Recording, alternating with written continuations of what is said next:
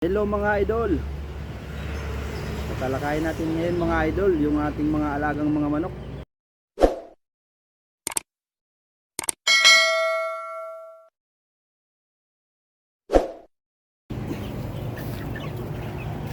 I-share ko lang sa inyo mga idol.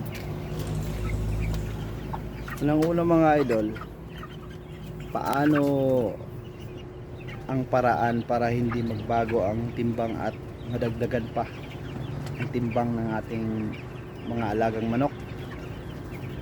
Number 1 mga idol, wag na wag mawawalan ng tubig. Dapat laging may tubig, lalo't mainit ang panahon, hinihingal sila. Tubig ng tubig yan mga idol.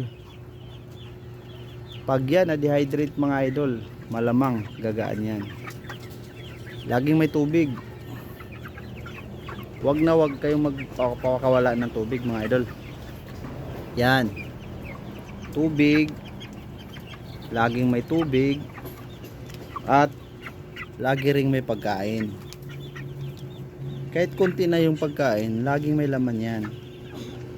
Wag na wag niyong pasmahin ang mga manok nyo, malilipasan ng gutom. Pero the best ang tubig mga idol, number 1 yan. Kahit kukunti na lang ang pagkain ng manok, basta may tubig, the best yan. Katawan ng manok, importante sa katawan ng manok yung tubig. Kaya yan ang nagpapa ng katawan nila, papabigat, papadagdag ng timbang.